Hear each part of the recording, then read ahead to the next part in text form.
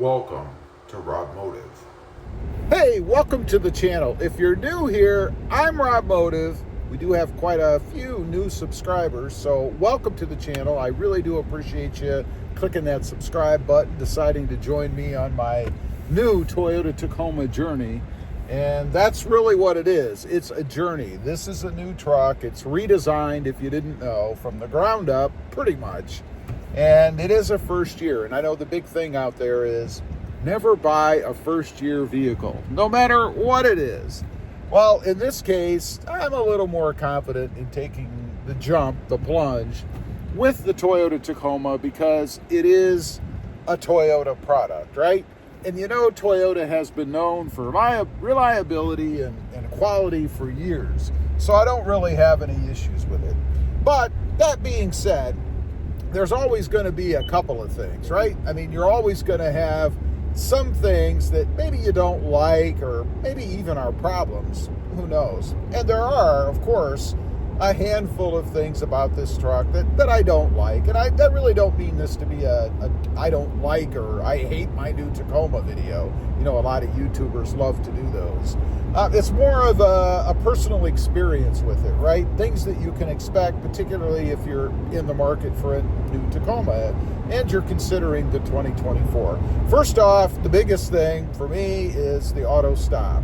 I really don't like auto stop. I've had it in other vehicles, and now, unfortunately, Toyota has gone that way with the new Tacoma.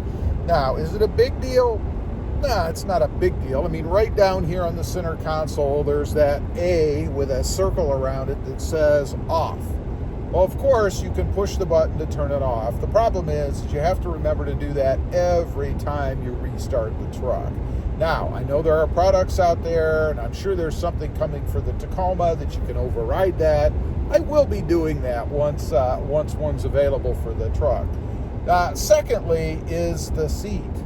Every time I get in and out of the truck, my rear end slides across the lever on the side that's used to raise and lower the seat. And of course, when you put pressure on it, it lowers the seat.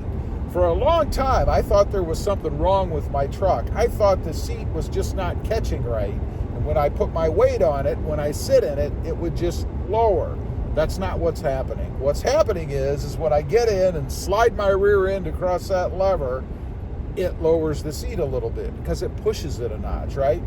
And then when I get out, the same thing happens. I slide across that lever, put weight on it, and it lowers the seat even more. So I'm guaranteed to have at least 2 lowering clicks, if you will, every time I get in and out of the truck, a cycle, if you will.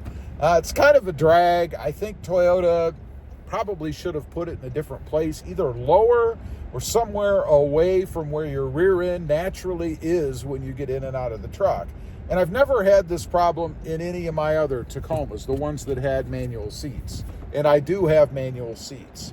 Is it a problem having manual seats? No. I know a lot of the detractors out there will tell you, they didn't give you automatic seats. You got to have automatic seats. Why? Except for this problem. Every time that I get a new vehicle, I set the seat where I want it, and then I never touch it again. I don't need something else to go wrong. And for the people out there who are minimalists, and there's a lot of them who want the truck to be as bland and as minimal as possible, I would think a manual seat would be perfectly fine. No issues. Another little pet peeve I have with the truck, the gauge cluster. I love the gauge cluster, all the new tech, the digital look, all that stuff. But I haven't found a way, and it's probably just me, and I have looked, a way to have it display what I want it to display as a default all the time. For me, that's the tire pressure. I'm a stickler for that. I always check the tire pressure when I get in a vehicle, if it's in front of me, because I don't want to get stranded anywhere with a flat tire. What a drag, right? I'd rather deal with it at home before I take off or close to home, rather than being half an hour away, or sitting on the freeway somewhere on the side dealing with a flat tire because I didn't know the pressure had dropped. If there's a way to do that, and you've got the new Tacoma and you've discovered it, please leave a comment. Let me know. I would love to be able to take care of that. Another pet peeve I have, and it's why you guys have the angle right now that you do with the phone, and that is there's nowhere to put a good mechanically connected, other than what I have, which if you've seen my prior videos, you know what it is, but a mechanically fastened phone mount in the truck. You know, in the past, you could put one right behind the radio, right up on the dash in front of you. You had to drill a few holes. You had to pop a trim piece off. Big deal. It was no problem. You never could see the bracket that you attached to after you did the install. There's nothing like that so far for the new Tacoma. You can opt for something that sticks in your vents. Those are junk. They never work. You can have a suction cup thing that mounts to your windshield. They never stay either. Eventually, they're going to fall off. Your phone's going to come tumbling. I remember using those in the past. I would go to work.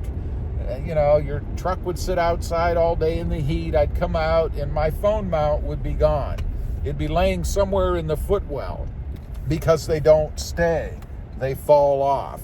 Kind of a bummer. Again, I've got one rigged right now for you guys, and it works perfectly fine. And I guess maybe if you're not making videos or a YouTuber, which I know a lot of people aren't, it wouldn't matter to you. You just sit the phone down there in the center area where Toyota gave you a charging area, you know, the wireless charging, and you'd be fine. For me, I like it where it is, and honestly, I like being able to see it without really having to take my eyes too far off the road. I mean, if it's in the center cluster, I really got to focus down there when I should be focusing up there, right? Lastly,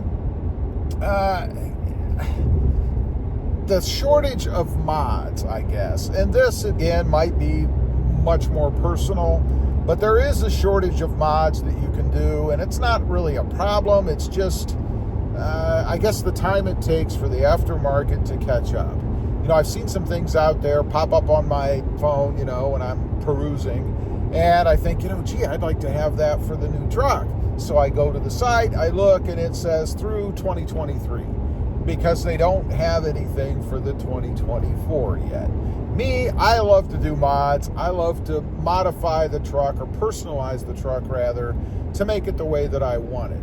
So it's kind of a bummer that there isn't a big supply of them out there, mods that is, as there of course are for the third gen. Now, I do believe that as the truck's popularity grows, and it is growing, by the way, that there will be more aftermarket options out there for different mods and things that you want to do. But it's just kind of a bummer that we're not there yet. Anyway, I just wanted to get on kind of a Toyota Tacoma talk video, just talking about a few different things, I guess primarily focusing on a few pet peevish kind of things of mine, or a few things that I don't like.